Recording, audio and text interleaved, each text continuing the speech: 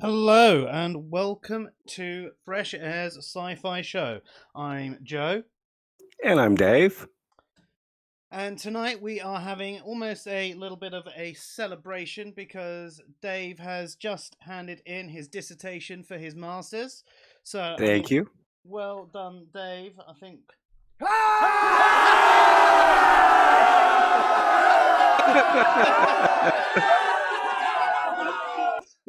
Yeah, I save couldn't. that till after I get my marks back. I'm Could sure you'll still do well, fail. dude. I don't think you will. I've got every faith in you. Hopefully, I'm not deluded. How dare you have faith? You're an atheist. Well, it's based on evidence, so does that make it okay? Yeah, no, I'll at least pass. I just won't get quite as high of a mark as I hoped because of all the stuff that went on this month. Yeah, well, I think at the end of the day, you're still going to score fantastically, but we'll see. And Nice one. you never know; you could always redo it and pretend you're someone else next year and submit it Yeah, again. yeah, I just don't have the £4,000. Yeah, fair enough. Blimey. So tonight we're obviously doing something a bit linked to your dissertation. If any of you have listened to the Fresh Air podcast, you'll have realized that we spoke briefly a couple of times about virtue ethics. Um, so, what we're going to cover off tonight is Aristotelian virtue ethics. So, we're digging a little bit deeper under the surface. Just for the people who don't necessarily know what virtue ethics or virtues are, Dave, could you take us away with a brief explanation? Yeah, with virtue ethics, it's an agent-centered morality, um, where most moralities are about judging whether an action is good or, based on the consequences or based on duties broken. It's more about how to behave and how we respond to certain situations. So it's less about making judgments in the sense of consequentialism or deontology, and more think of it as a sort of manners type thing. Right. So it's something that, as you were saying, is agent centered rather than action centered. That's why it's so different from the other moral theories, because with deontology, your action is following the rules. And with consequentialism, whatever happens is what decides what is and is not moral. So, I mean, how do we know what a virtuous behavior is, Dave? That's the difficult question. Um, you see, in the Aristotelian account, excuse me, in the Aristotelian account, it's not about looking at the behavior and being able to tell if the person is virtuous. Because imagine a situation where you saw somebody saving a child from drowning, or imagine a grandson going to visit their grandmother every day while she's ill and dying to cheer her up and make her feel better. We might think that that person has behaved virtuously, wouldn't we? Mm-hmm. But now, what if you added in the fact that the guy only saved the kid because he thought he was going to get a reward, or he had hopes of molesting the child while they were passed out? You wouldn't think they were quite so virtuous then, would you? No. No. And the same with the grandchild visiting their grandmother. If you understood that they were only doing it because they were hoping to get a bigger share of the inheritance, you wouldn't think they were being virtuous. You would think they were being sneaky and underhanded. Yeah, definitely. Yeah. So in the Aristotelian account of virtue, it's not about seeing how the person acts, but understanding the reasons for why they acted that way. Right. So there is I suppose in some way you could apply this back to manners. They say don't chew with your mouth open, and there some people just learn that out of habit, but there are good reasons why. The food will fall out your mouth, people can see what you're eating, it doesn't look nice, it might put them off their food, it's not nice to put other people off their food whilst you're doing it, etc., etc. So with the virtue, it's, not only behaving in a certain way, it is actually understanding the reasons why you are behaving that way and aiming to do it for a good reason. That's right. Yeah, that's basically the Aristotelian account. So, in a basic way, it's understanding why we should behave that way. So, from the outside in, you would ask the person why they were behaving that way. And if they were behaving that way for the right reasons, we might call them virtuous. But to be a virtuous person, you have to truly understand why you are behaving that way and why it's good, what the reasons are for doing it. It, it it's a more cognitive account, but of course, it's not only cognition. It's about responding. So, in the case of bravery, you might think it's brave to stand there and fight against five people because you know you can take them on. But if you don't have the sort of bravery to do it to begin with, the sort of courage to stand up, that cognitive amount won't that cognitive ability and that thought and that knowledge won't help you in any way. You have to have it's a mix of disposition and knowledge. Okay, and as you alluding to, knowledge how rather than necessarily knowledge of and Yeah, how feed basically. each other. Um, Aristotle calls it practical wisdom. Right. So it's about understanding what to do, what the appropriate response is in a situation, why you should respond that way. Um, Aristotle's account is about eudaimonia, which is living a fulfilled life. So you're not behaving virtuously for any other reason apart from living virtuously is living a fulfilled life. Aristotle's virtue account is about being able to live. It's designed in order to live a better life. So that eudaimonia, it translates roughly to sort of living well and doing well, doesn't it? Yeah, it's a kind of hard word to translate. It means flourishing, living well, doing well, like you said. It's about living the best life possible. And is it, as it is, agent centered rather than action centered? Is it just about me living the best life ever if I'm a virtuous person? No, it's about everybody living as well as possible. And when we say it's agent centered and not action centered, that's not to say that it's not also action guiding. Um, because when you know the situation, you can respond to it in a more appropriate way. So imagine if you had a friend and they were about to set out on a venture. Yeah, I can't imagine me having a friend either.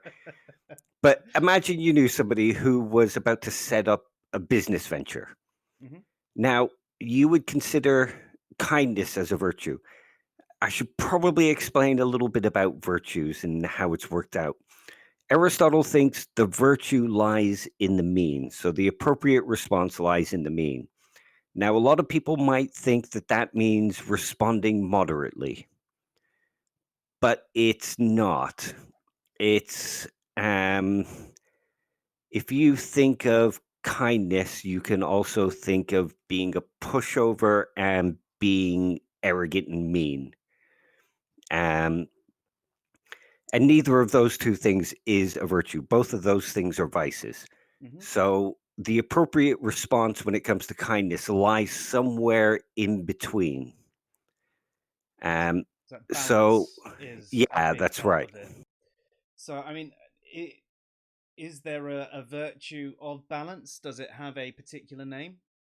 Well, Aristotle mostly calls it the virtue of moderation. But it can also be called temperance. Hmm. So the virtue lies somewhere in the middle. So if you have this friend doing this business venture, kindness would be to encourage him. Yep. Um, But what happens if you know that that person is investing in something that's never going to work and it's going to lose him all of his money? The kind thing to do is to try and convince him not to do it. Exactly. So it's about understanding what the appropriate response is. So it's in that case, it wouldn't just be kindness, it would also be honesty. Mm-hmm. Like if a person isn't particularly good at something, like me with philosophy, um, you could you could still encourage them without telling them the truth. You can say, "Well, you're not particularly good at this, but keep trying." Or you could just say, "Okay, that's pretty well done. Keep trying." And give some constructive criticism, Mm-hmm. but done in a nice way, Mm-hmm. like all my tutors do for me or did for me. Um, but in the case of them losing all their money, it wouldn't be very kind to stand back and watch them lose all their money. Yeah. So in that case, you have to understand that the virtue of honesty is the appropriate response mixed with kindness. So, if we apply that to this stream, would the kind thing to do people to like, subscribe, share all of our stuff around, or should they be telling us to shut the fuck up? Bit of both, really.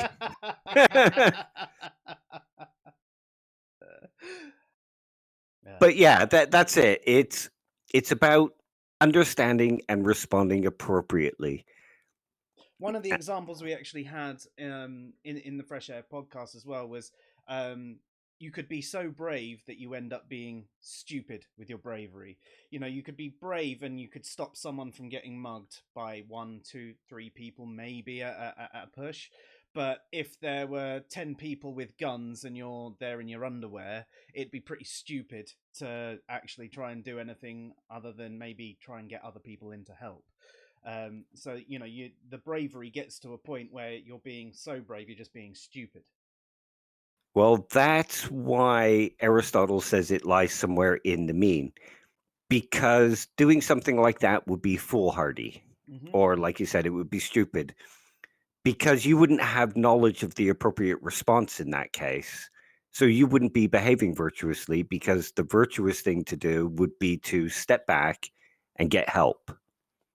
So again, it's understanding the appropriate response to the situation. Somebody might call you a coward, Mm-hmm. but that would be because they are stupid and not virtuous and didn't understand the situation. Yeah, fair. But of course, it could also go another way. Imagine a soldier and him and his troop are pinned down by the opposing forces, Mm-hmm. and the only way for them to get away would be for you to sacrifice your life. Mm-hmm. That would be kind of foolish, but it would also be kind of virtuous, because you would be putting yourself forward to make sure that others survive.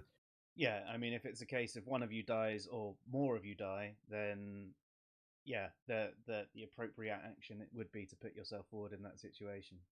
Yeah. Yeah. So that's why it's about knowing and understanding. And of course, in order to do that, you have to have a certain amount of knowledge. Like to be a virtuous person, you can't just be kind. Um, you have to also understand how it's linked to honesty, how it's linked to courage, and all those other things so that you can pick the appropriate response. So you almost need to balance all the virtues at the same time to truly be virtuous. That's correct. But if you don't have any experience of a situation, it can be harder to know what the appropriate action is. You can be as prudent as you wish, but maybe still not have the right conclusion, even though you were trying your best to act virtuously. In that situation where you were doing your best to act virtuously, but just say it didn't work out quite with the best results, would you then no longer be acting virtuously, even though you were trying to? No, because um, Aristotle believes that being a virtuous person and moral values, they're a habitual response. Sorry, they're a habitual response to respond appropriately. So You make it a habit. But it's also considered practical wisdom. It's something that comes about through training. So you're obviously going to make some mistakes. Hmm. But if you've tried to select the appropriate response and you've thought about it and you perceived it that way, as long as you were doing your best to act appropriately and it was in line with virtues, so to speak, you would still be behaving virtuously. So if we went to the situation where, let's just say that there was a mugger again, because that's quite an easy one to do. Now, say you looked at the person who was mugging the other person, they seemed like quite a scrawny, scrappy person, and you were like, I could easily take them and help this person out. And it would be a situation where it's 2v1 as well. Um, so this should be easily doable. But in that instance, they pull out a weapon and they stab you or shoot you or something like that. In that situation, you were acting how you thought would be most virtuous, but ended up with a negative result. Yeah. There's this idea that if you choose the appropriate response, it will always bring about goodness. But in that situation, it wouldn't have brought about goodness, but that would be because you didn't act on all the available information because you didn't know that they had a knife. So in your perception, you would still have been behaving virtuously. And if people were to ask, you could give them your perception and say, well, I didn't know he had a knife. This is how I saw it. And you could still be considered virtuous. So you almost split it there to um, perception of virtue and result of virtue in a way. It's more about the perception of the situation. Right. Okay. So, like you said, you saw somebody being mugged, scrawny guy. Um, he didn't seem to have a weapon. So you responded to what you saw in the way that you felt was virtuous, but then he pulled out a knife and you had no time to react to that. So you were still behaving virtuously because you still perceived this situation this way and you responded with these reactions that were virtuous, but he pulled out the knife and stabbed you. So you were still acting on the knowledge available, therefore you were still acting virtuously. So again, it comes back to the fact that it's more agent centered, the way you're behaving, why you're behaving that way, rather than the actual consequences of the action itself. Exactly. And I mean, even in consequentialism, if you got stabbed, but the other guy didn't get mugged, you could still sort of consider that a good action. Um, and it's the same with the Aristotelian account, basically. Cool. And with the virtues, the way he sees it is when we speak about certain actions, Mm-hmm. um, if we think about good and evil, there's usually a word in between. Like the worst action, there's two extremes. So, like we said before, there's acting. Imagine something like anger. You can respond appropriately with anger, um, but you couldn't go psycho because that would never be appropriate. Mm-hmm. And not responding to something that should make you angry, responding with, say, pacifism, that would be another extreme. There's always three words when it comes to a virtue. There's the one end, the one extreme one way, which is not acting appropriately enough. There's the word on the other end, which is overreacting. So kindness, meanness, and being a pushover. Mm-hmm. So virtues always come in three words. And when you are choosing to act on the middle word, then you are acting virtuously.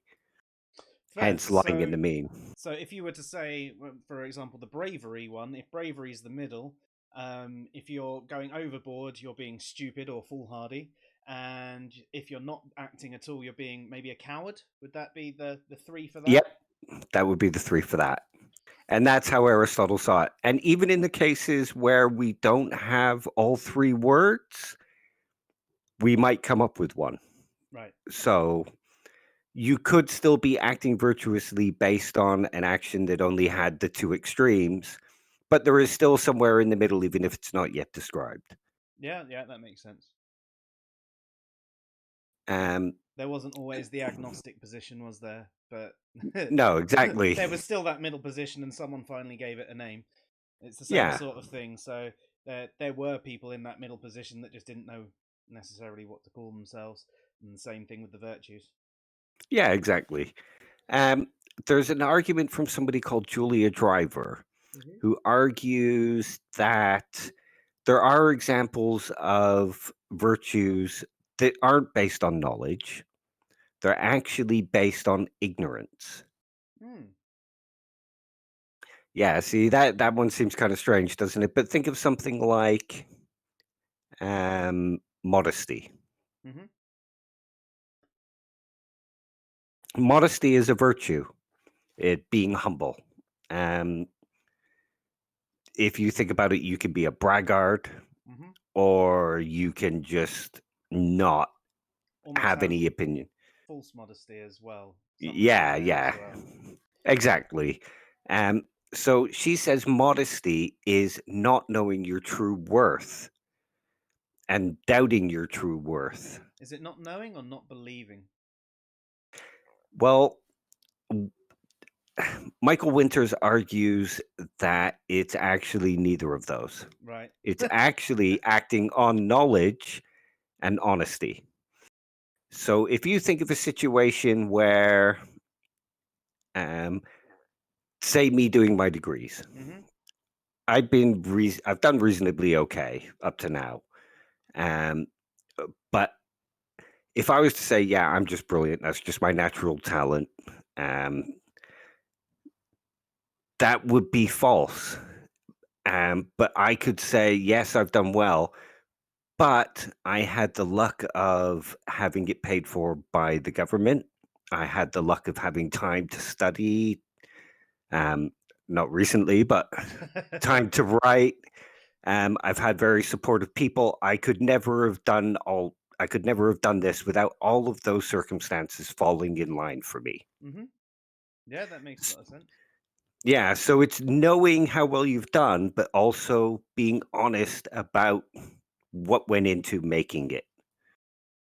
Yeah. That's what true modesty would be.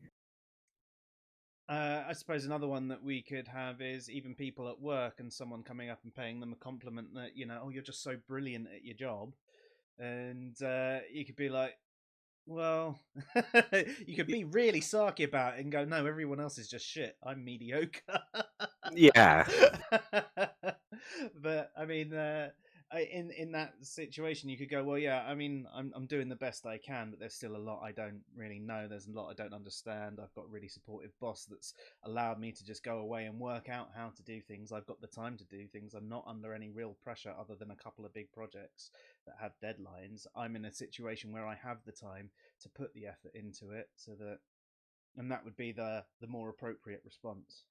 exactly. And then you might have someone going, "Oh no, no, I'm not. No, don't be silly," and that would be down Maybe another fishing for more compliments. Yeah, so potentially. it would Yeah, be, like you said, false modesty. yeah. So real modesty in the sense of a virtue is knowing that you have achieved these things or that you have these abilities, but also understanding and having knowledge of what went into you getting those abilities. Even if there is some natural talent there, there had to be opportunities for you to build on that talent.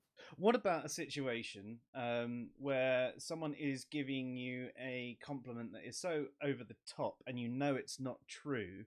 Um, I'll use an example. For example, I'm a pretty shit DJ. I can use the tools, but I don't do it particularly well. With other bits of software that I use, I have put better mixes together, but I'm okay. I can make the track sound all right most of the time. I still stack it quite a lot. But some people who don't really know as much about DJing will go, "Oh yeah, you were really great. That's really good." And it's sort of like, well, where'd you go? Well, I'm not really. I played a few tunes and they sounded all right.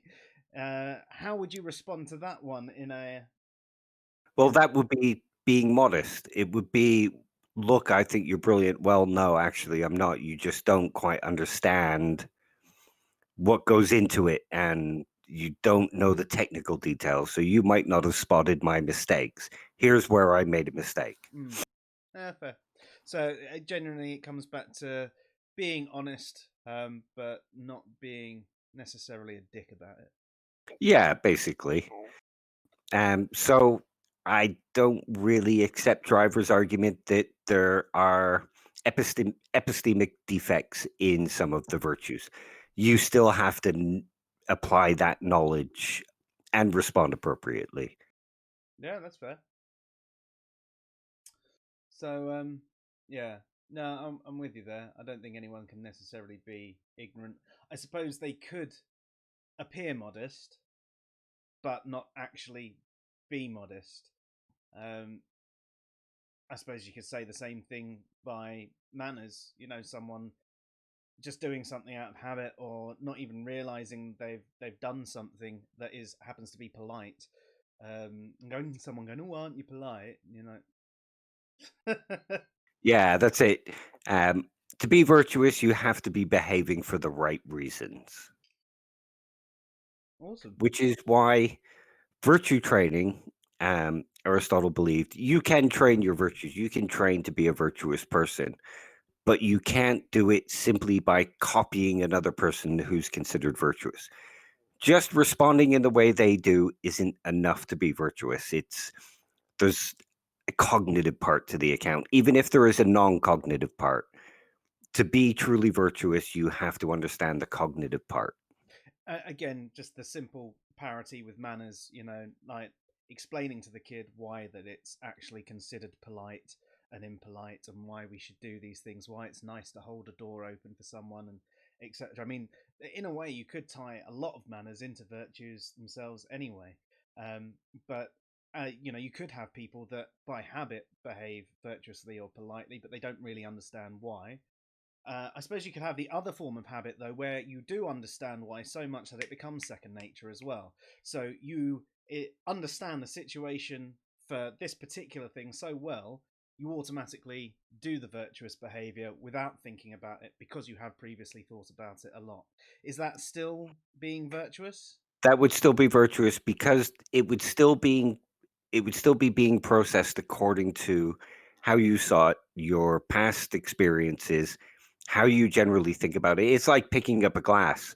When we're younger, we have to think about picking it up, putting it to our lips, I and still miss my eventually, face. yeah, I do, to be honest. It's a good thing you can't see my whole jumper. Um, but with the virtues, it is about developing a habitual response so that you respond that way, not because you've thought about it, but because you've thought about it so much that that just becomes your nature. Yeah, fair. So it can be a habit, but it has to be a learned habit. A trained habit, yeah. Yeah. Um, one that you've spent a lot of time thinking about, and that is why you behave this and it. Yeah. I mean, I suppose that's the same thing with some mathematical problems as well, isn't there? You first learn to do your times tables where you go three threes. Well, that's three. That's three. That's three, and you count them up. But eventually, you just know three threes are nine because your brain's put those links together. So it's the same sort of thing with virtue. Exactly. John McDowell, he gives us an interesting scenario in that you could have somebody who's never heard of the virtues, who's never heard of anything, but he still responds in a way where he's thought about it and he's thought about this would be the best way to do it, but he doesn't understand that it's a virtue. He doesn't understand that something could be considered kindness. He just does it because he's the right thing. He thinks it's the right thing to do.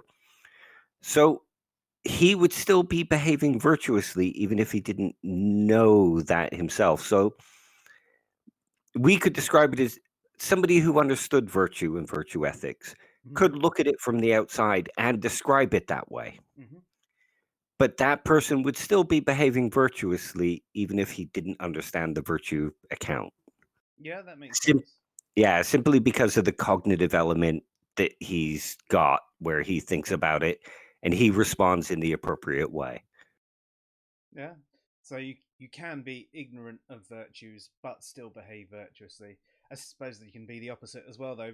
Know every virtue and how to act, and just refuse to do it the right way. Exactly. Yeah, exactly. You could be an anti-virtue. Would that be a vicesist? Can't even say that one. Too many. But yeah, I mean, you could have all the knowledge in the world about the virtues and about how how you should be responding Hmm. and not respond appropriately. Mm, So you wouldn't be considered to be acting in accordance to virtue, but that doesn't necessarily mean you don't have the knowledge to do it. yeah.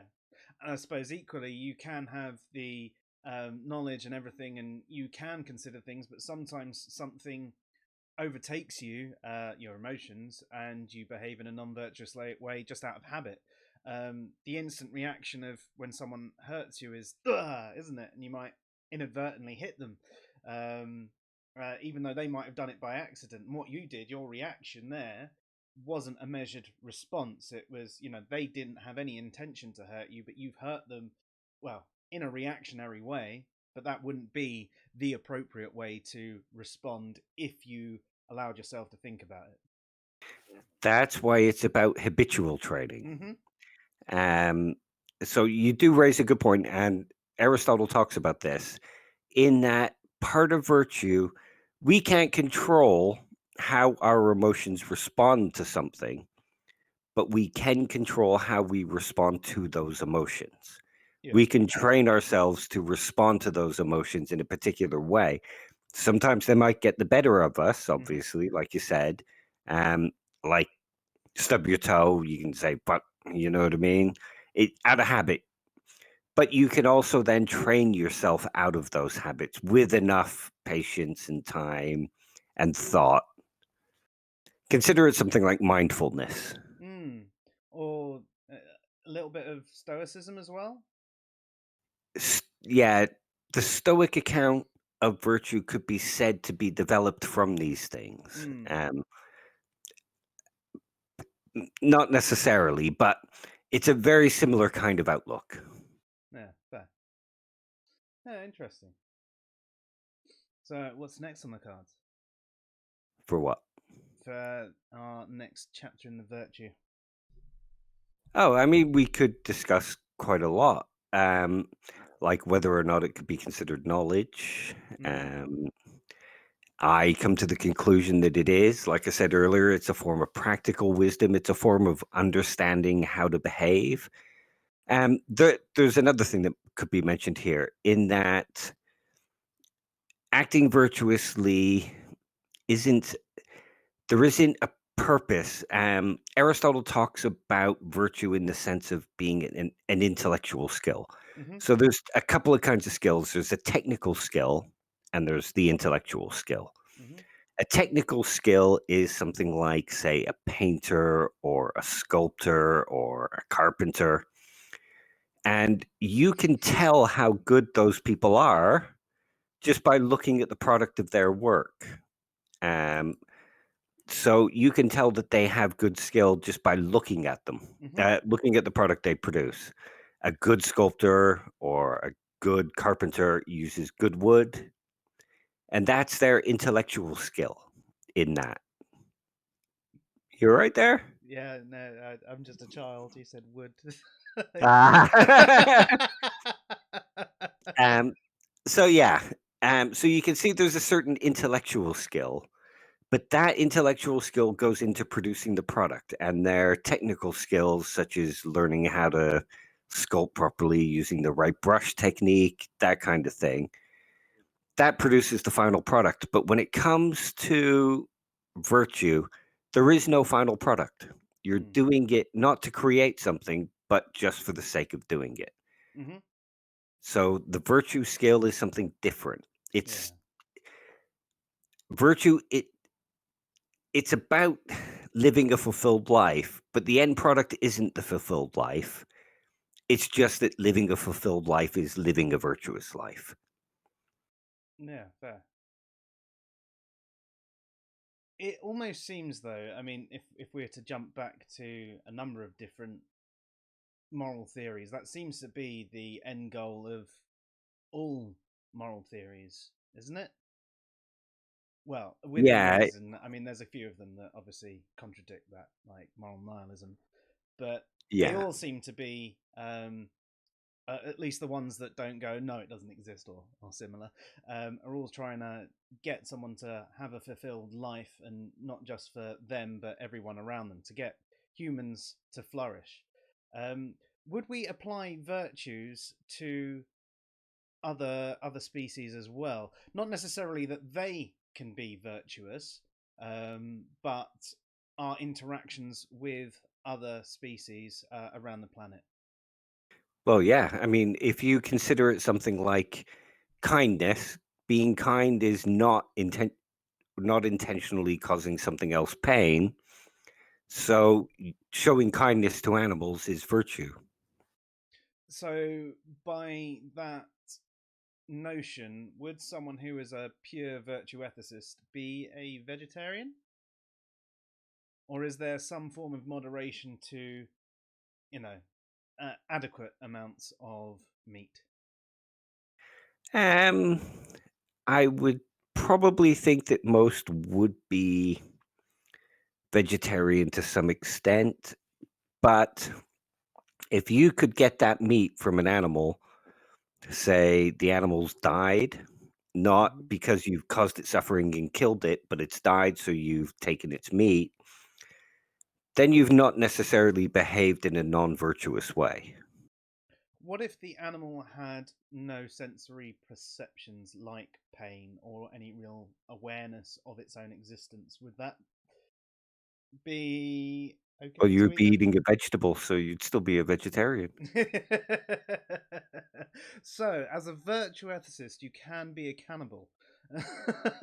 Yeah, yeah, but no, you see what I'm getting at, Yeah, yeah. yeah. Sorry, I'm just being silly now. So am I most of the time. But yeah, it's because you don't really wanna cause untold suffering or undue suffering, it would be kinder not to eat the animal. Yeah, yeah, that's fair enough. Um, I suppose we could look at a number of moral theories and say that that probably would be the case. What about a situation where someone couldn't survive on a vegetarian diet due to dietary concerns? They either allow themselves to die or they eat a reasonable quantity of meat. Again, it would depend on how the meat was acquired. Okay, Like, imagine so giving let. an imagine putting an animal to sleep without causing it pain. Mm, It wouldn't suffer, mm, um, and then, I mean, you'd still be killing it, mm-hmm. but you wouldn't be causing it to suffer. Um, so in that case, I suppose it could be morally questionable, but because they need it to survive, it makes it harder. Yeah. Well, that's the thing that sort of it's the balance and the value of a life. Um, this particular person who, for whatever reason, can't eat most vegetables, and they want to be a vegetarian, but they can't eat most of them. Um, they also can't live off of a diet of rice. Um, Yeah. they'd end up quite ill. So they need what they can get, and is it, you know where's the balance there? Should they actually go, fuck it, I'm not going to eat, I'm going to allow myself to die? Or if the only way to survive is to, say, kill an animal, I don't know. Yeah, that's a difficult one. Yeah. Um, well, Aristotle, when he talks about virtue and about goodness with virtue and about the good life, it's intrinsically about humans. So I guess you could say that in order to save your own life, you could eat an animal. I mean, Aristotle believed in slavery, so That seems a bit strange for someone who's a virtue ethicist. Yeah, but he saw it as a kind of natural order. Right. So That's a subject he for was another time. yeah. Is it more of a case of he was brought up in that environment, so he didn't question it? Kind of, yeah. Yeah. Okay. We'll definitely bring that one up for another time. I'd like to do a slavery one actually Yeah, because I would need to actually reread a bunch of the stuff to get it correct because it was years ago that I read it. But yeah, he believed in slavery, unfortunately. ah, Brilliant guy, but who's without faults. yeah, yeah, and I suppose we can be somewhat charitable with the fact that it was a very very very different time, and had he the knowledge and experience that we've had ourselves, I mean, we can look back and say, well, that was clearly wrong, um, but it might not have been clear then. So Well, I mean, if you're an emotivist, you would say that there is no true moral thing, so it's just an expression of preference. yeah, but I'm not. No. But yeah, that's generally it. I mean, in those days, things were seen very differently. Yeah, yeah, and certain allowances must be made, I guess. Um, Obviously, not to say that it's acceptable that they did those things because we don't view it as acceptable, but just an understanding of it being such a different time. Yeah. And again, that's responding to the situation appropriately because you're responding in a charitable way. So you're kind of showing virtue. You're showing an understanding that maybe they weren't quite as informed. He might have had his thoughts influenced culturally and came to some very bad accounts. Mm, yeah, And I mean, it shows you the actual brilliance of he's not the only one who came up with virtue ethics. Obviously, you had Plato, Socrates, the Stoics, Epicurus. the But Taoists. yeah, sort of. Even Confucius was sort of a virtue ethicist, but you wouldn't call him that. But he Mm. believed in the virtues, and he thought they were one of the most important things for human development. Was it Confucius that came up with Wu Wei? No, I don't think it was. No, I mean, it might have been. I don't or know as Lao much Tzu? about. Could have been Might Lao Tzu, yeah. uh, Um, I'm not as up on Chinese philosophy as I wish I was, so yeah, I'm not entirely certain. I I'm not either. I just it's one of those ones that I remember. I mean, one another podcast to check out. Any of you is philosophize this. I still don't have anywhere near the time I used to. Before we were working from home, I used to walk home every single day, and it's about a 6 kilometer walk. So I'd have enough time for probably two, maybe three episodes. Um, and yeah, it's just one of those things where it teaches you a lot of stuff in a short space of time in a really interesting way. Um and yeah, the wu wei was the act of inaction, essentially. Be like water. So it's a, imagine a giant rock boulder in your path. Be like water and allow yourself to sort of wash over it and not really do anything, and slowly you'd erode away at it and you'd be able to get by. And that one is one that I am awful at because I am incredibly reactive. And I need to learn to be better at that one, but it's one that always comes into my mind whenever I'm having a discussion about the more Western side of virtues. I always call back to Wu Wei. Yeah, it's an interesting one. Virtue training can help with that. Yeah. So Yeah, you're going to train us. Should we have like a online training? You can be my Aristotle. I'm afraid I'm not good enough at virtue ethics for that, or I mean, know enough.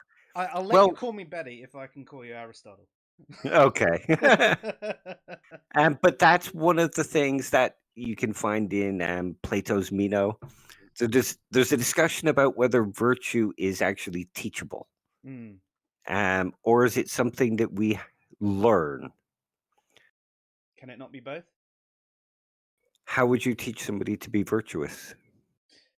You would explain it to them. You'd go.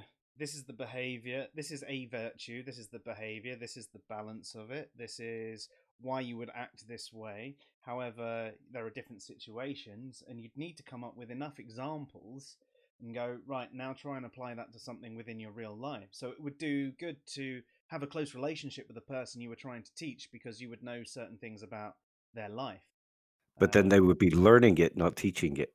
They wouldn't be you wouldn't be you, teaching it to them. They would be learning it from you by listening to your wisdom, copying your behavior, looking at how you behaved.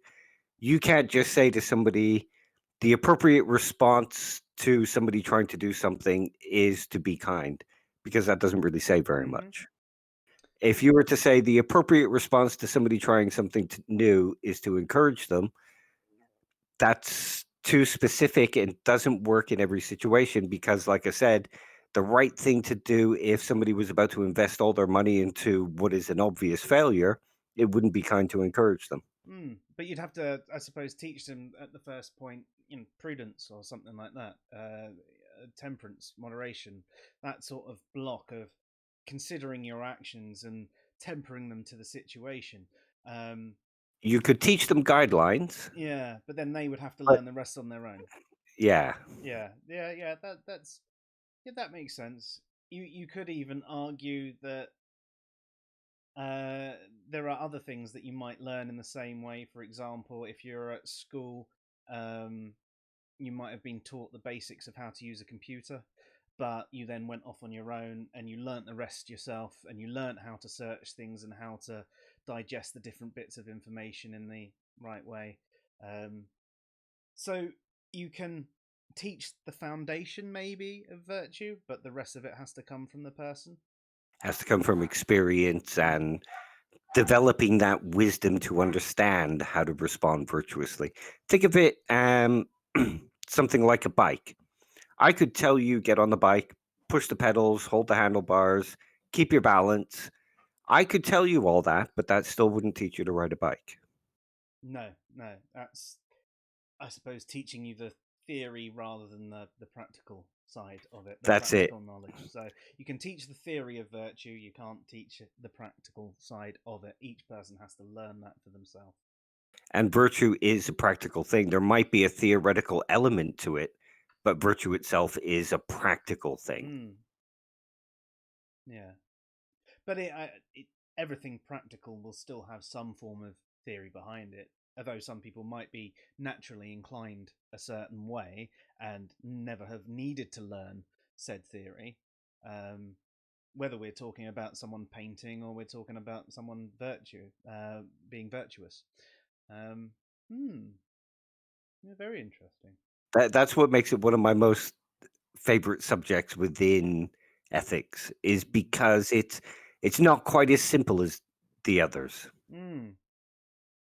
And it No. also it seems more practical than the others. And it does, like consequentialism, you've got that problem with sacrificing one to please 1,000. Yeah. With deontology and absolutism, it's too strict and it doesn't account for certain scenarios, like saying it is your duty not to lie. Well, then what about the Jews in the attic with the Nazis at the door? Hmm. So it would, you'd have to break that duty. Whereas virtue ethics, it's a lot more practical, a lot more subtle, and has a more global application. Hmm. Yeah. So would you say that it's the better of the moral theories, I would, um, but not necessarily as easy to achieve for the average person? yeah, and again, if I mean, ethics is about understanding right behavior, Mm-hmm. but when it comes to virtue, it is about guiding us to the right behavior, creating the right behavior. But if we wanted to judge somebody to see whether they were behaving moral, it's not as simple as some of the others, like consequentialism. Well, they didn't bring about the best consequences, therefore they didn't behave morally. Mm.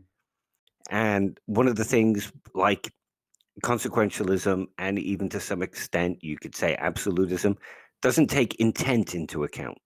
Yep. So in the case of the grandchild visiting their grandmother, they made the grandmother very happy before she died. So therefore they would be considered, acting in a moral way. But if you take that intent into account, where they were only doing it to get a bigger share of the inheritance and cut their sister out, Mm. well, then you might start to think, well, okay, maybe they brought about the best circumstances, but they didn't have very good intentions. Yeah. Whereas virtue ethics takes that into account. Yeah. No, that's good. I've always thought intent needs to be a considered part of morality anyway. I do. I mean, Also, you could intend to kill um, Hitler, but shoot somebody else and kill them instead. You know, you're yeah, intent needs to be taken into account because in order to be behaving ethically, there's a certain intuition there that you must be behaving for the right reasons, not just having the right actions or bringing about the right consequences, but acting for the right reasons also. yeah. Yeah, interesting. It's definitely expanded on our virtue ethics episode, and I think that there's still probably a lot more that we can discuss on this matter as well. Oh yeah, there's loads. But I just wanted to get a slightly more detailed look at what goes into virtue. Mm. Not just the really simple basics, but the cognitive part, the amount of knowledge necessary, and the Aristotelian account is one of the best for that because in his account, that's all taken into account. Yeah, wicked.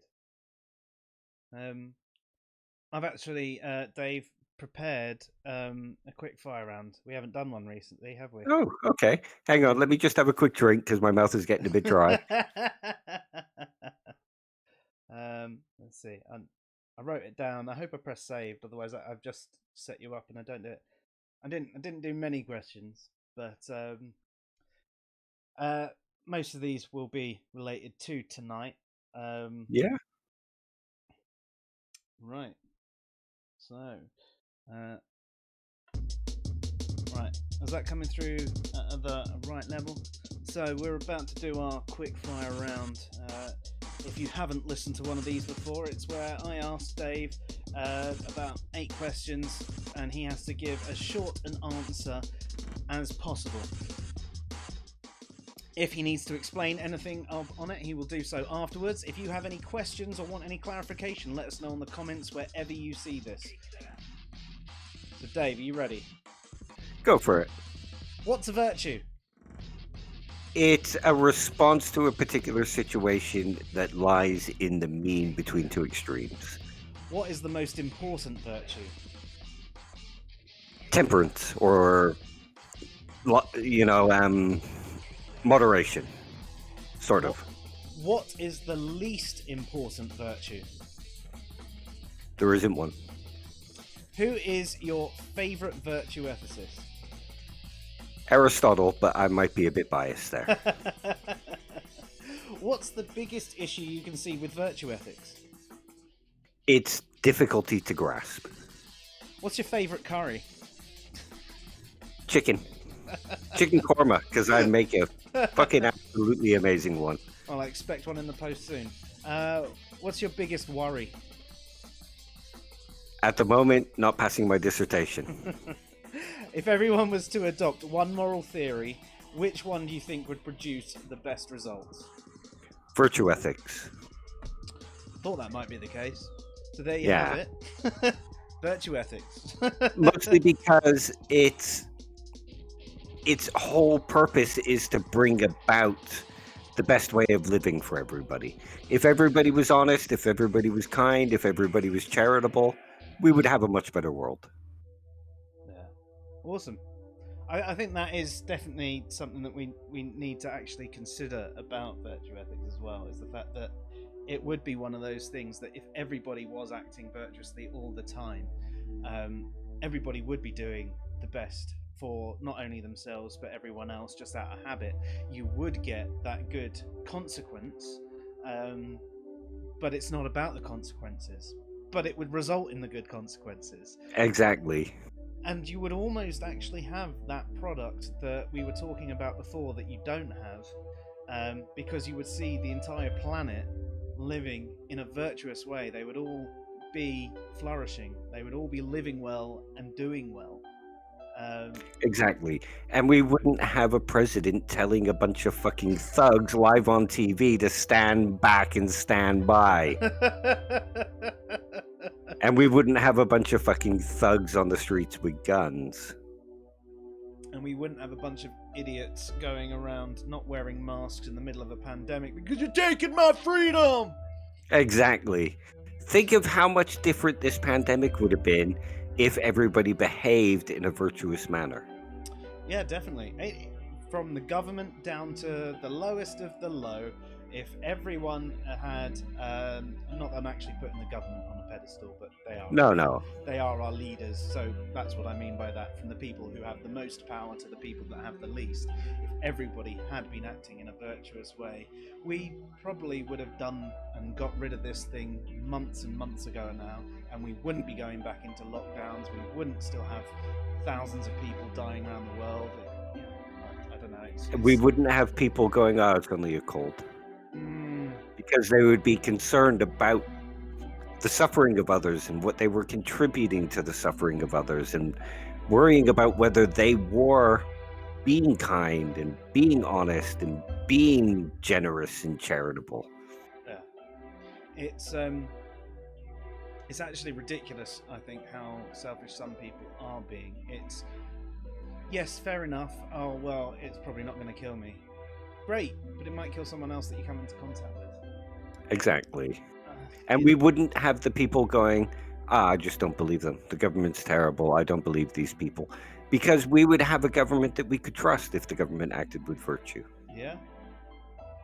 That is a big problem, though, isn't it? I mean, I don't think many people do trust the government, and in a lot of respects, rightly not. But there are times when there's a mass consensus from the entire world's governments, and the scientists and everything like that, and you've got to think that maybe there is something to it. Maybe your conspiracy theory is a bit whack. Yeah. It's all about sounding enlightened rather than being enlightened. Whereas virtue ethics is all about being enlightened and not just looking enlightened. In fact, being enlightened might make you look not enlightened. Yeah.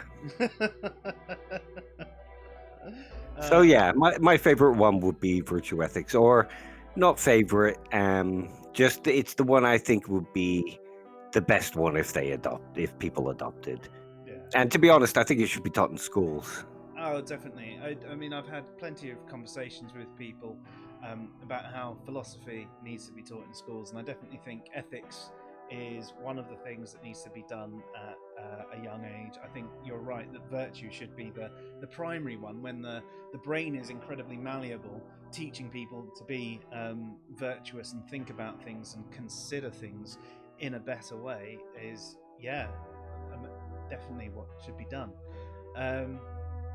But and I also think other things, sort of like critical thinking skills, maybe a little epistemology and all that sort of stuff, just so people are better prepared to actually think about the things. And then as they get older, I think even more philosophy should be done as standard, not as extra courses. You've got, say if your primary thing is ethics in primary school, I think that should develop and get deeper as you get older and you get more understanding and you start learning about other situations. You might not necessarily want to teach, say, a 5-year-old about rape and things like that. But as they get older, you're going to want to come back to it and say, well, when we've discussed the virtues, what do you think of this behaviour? But absolutely, there are so many things. I mean, I am genuinely lost in how much I'm trying to learn myself. Yeah, I'm sorry to pile it all on you. I love it, but I mean, I've got so little time at the moment. I'm still trying to get through all of these. Yeah, You want to see the stack of books I've got downstairs ready to read now that I can read for pleasure and for my own intellectual pursuits. And I have time now, thankfully. Nice. And also, our viewers and readers should be aware that I now have lots of spare time, so you'll be seeing a lot more articles coming out from me. Awesome. Your articles are always very good. I do enjoy No. reading them. No, they are. They are. I mean, the older ones are a little bit less clear, but Yeah. I've had a lot more practice since then. Yeah, I mean, I got confused by a couple of your articles, your earlier articles, but that was more my own lack of understanding of the topic in general and jumping in onto something that I, perhaps got the wrong end of the stick about what you were saying.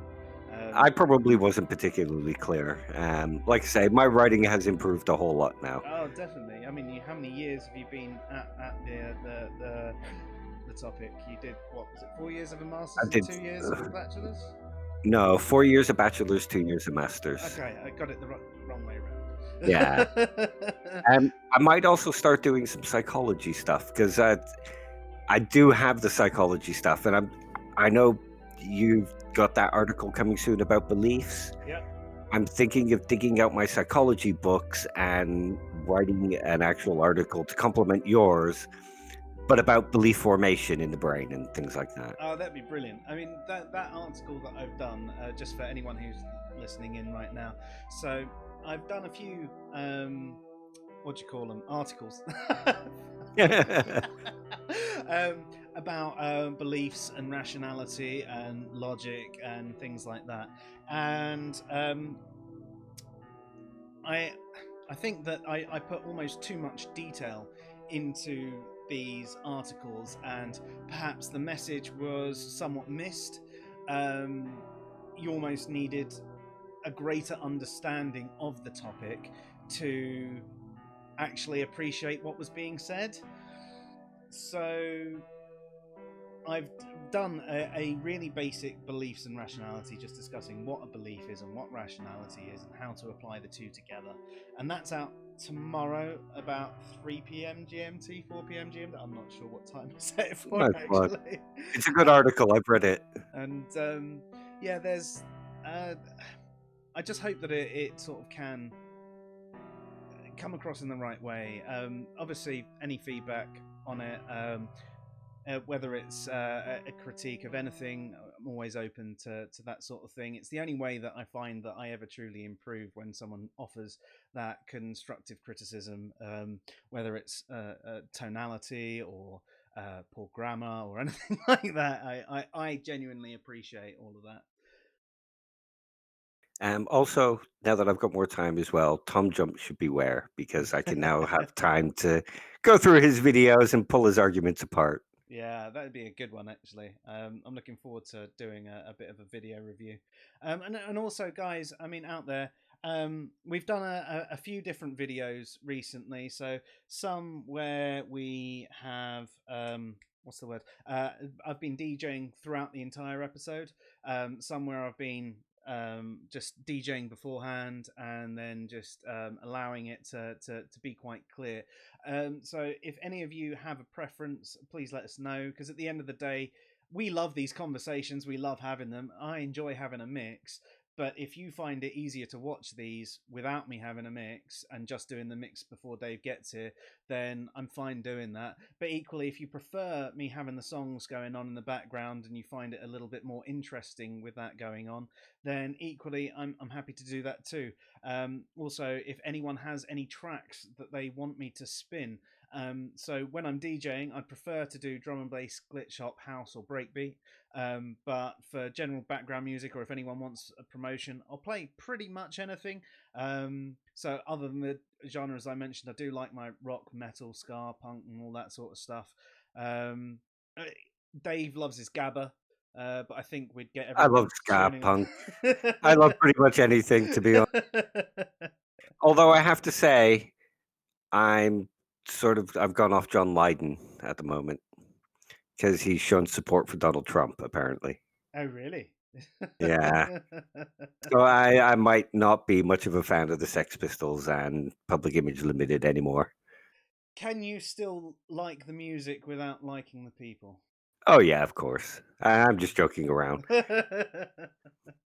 But yeah, I mean, I am disappointed in John Lydon as well, Yeah, I think the same sort of thing with the John Cleese and J.K. Rowling. and Ben Miller, and All of those lot. Yeah. It's I don't know. I To be honest, it's one of those things where what I have gleaned from that is there is a lot of her saying I'm not transphobic but transphobic, and then being transphobic with a response, like saying transphobic things but claiming not to. It's like someone going, well, I'm not racist, but all black people are stupid and lazy. or thieves or gangsters Yeah, or yeah, and any of those ridiculous stereotypes. Um, so yeah, she's very much in that camp of I'm not transphobic, but um, yeah, and people are coming out in support of her. And I don't get me wrong, I don't think some people have behaved particularly well. They haven't behaved virtuously in response to her, yeah, and I think that maybe that's where some of the support for her has gone, because she's been attacked in such a way that she's going to double down. This is one of the things that we've discussed on a couple of the videos, podcasts, and your article. Even when trying to change your mind, respect matters. If someone could, if enough people had spoken to her in real words, and some of the things that I've heard people saying, like the comparison with when Hermione was in Harry's body because of having the potion. I can't remember what it was called. She still referred to Hermione as she because she knew the person inside was still a she. And having those comparisons, and if every talk with her about this sort of thing had been done in a better way, she might have changed her mind. But instead, people have been horrible, and I understand why they've been horrible, but it's resulted in her probably doubling down, and other people who are friends, colleagues, whatever, have shown support for her because people are being horrible. Not because they necessarily agree with being transphobic, but someone's attacking your friend. And when someone attacks your friend, even if your friend's been a bit of a dick, you you protect your jump in. friend. You do. I mean, so I sort of Yeah, understand why these people are showing support for her. I hope that they are doing it just to protect a friend from hate rather than being in agreement with the transphobic statements. Um, I think there could be a bit of both. I mean, if you consider the brand of feminism that she would have been brought up with in regards to fighting for women's rights, expressing the idea that women are people too, all that kind of thing. Um, what she'll see wrongly, but what she'll see is men coming into women's spaces, mm, or the idea from the feminism that men are trying to control women, or men want to be involved in every space. I mean, if you think about something like black people only spaces in colleges so that they can feel safe about what they discuss, there's a lot of white people that go, well, why aren't I allowed in there? yeah. So she might have a kind of idea that it's just men invading women's spaces, or men trying to devalue women in some way, that kind of thing. Mm. S- so it's probably influenced by the brand of feminism that she was brought up with. And I don't agree with it, but I can sort of understand where she's coming from.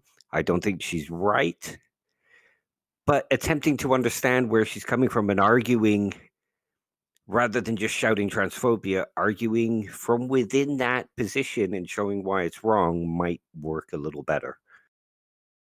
So again, we're back to virtue possibly being the best method. Yeah.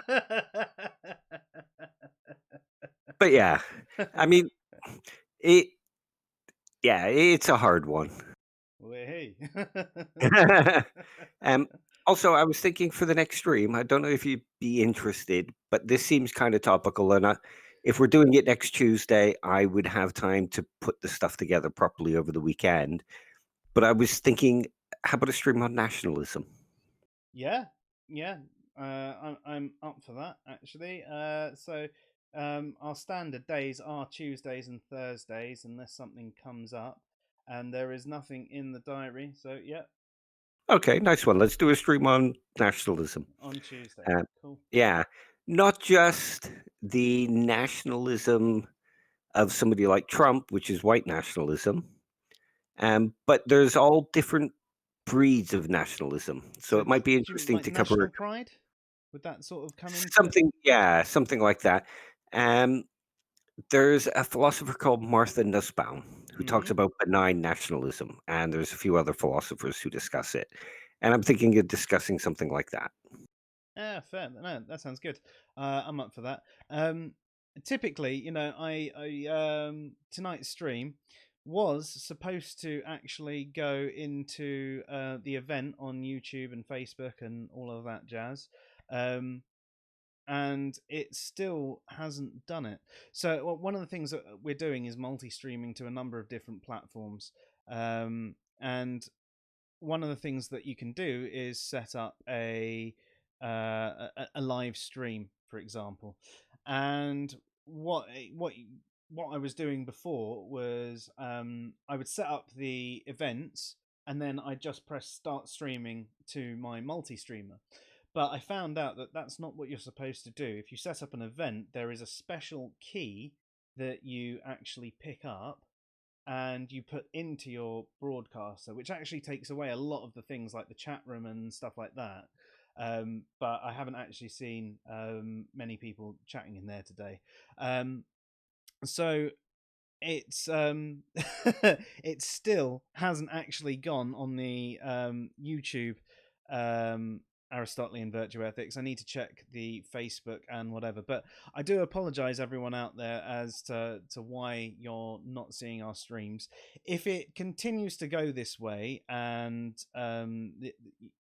subscribing to the events actually doesn't help the end result, then I will look for a different methodology. I might start not multi-streaming and choosing a particular place to stream where we can actually set up these events. So I do apologize to anyone that has missed the live stream because they didn't get the notification. You were supposed to. I did everything the way I was supposed to instead of being wrong like I have been doing it for the last couple of months. And it still hasn't bloody worked. I think we should just be honest here and say nobody watches this anyway. Nobody likes what we have to say. But you know what? We're still going to keep doing it anyway because we just love having the conversation. Yeah, definitely. I'd also like to try something a bit different with you at some point as well, Dave. I Ooh, don't know if it would work. Well, hey, yes, yes, strip philosophy. Um, I'd like us to have a go at playing a game or something like that, but maybe something like Civilizations, where we can maybe have like both of our screens on the thing and have a watch of what we're doing, but whilst discussing a particular topic at the same time. So instead of having a mixed up philosophy session, we'll have a gaming philosophy session. I don't know how well sounds good that will to me. actually work, but it might be just something different to try. Um, I think we should do it at least once and see how people respond. Um, we tend to have quite good responses to our videos. I'm looking forward as well to having Tim O'Neill back on the stream. Yeah. And Hopefully. Aussie. Oh yes. Oh yeah. Yeah. I need to chase him up. Actually, he said he was going away, but he'd be back this week. So, or is it Monday week? I think it's Monday. He's back. So Aussie has joined our Discord server and he's going to come on and have a conversation with us about new atheism. So, just to basically give you an idea, uh, there was the new atheism as it was supposed to be, the new wave of atheism, and it was coined back in 2006 by a particular journalist.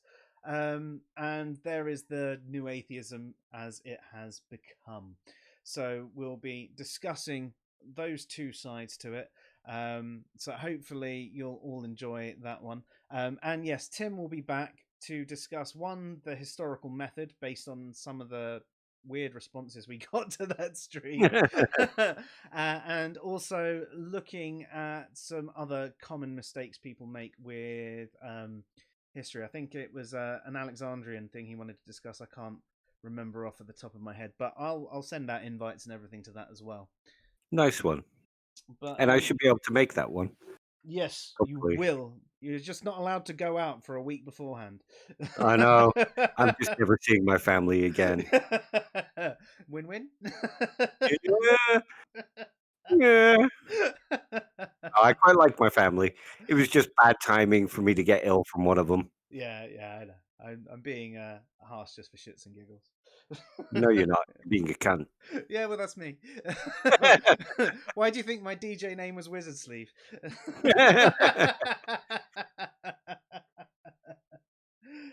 Right, well, I think that's it, ladies and gentlemen. You've been listening to the Fresh Air Sci-Fi show from Answers in Reason, and I'm Joe. And I'm not Joe. Good night. Good night.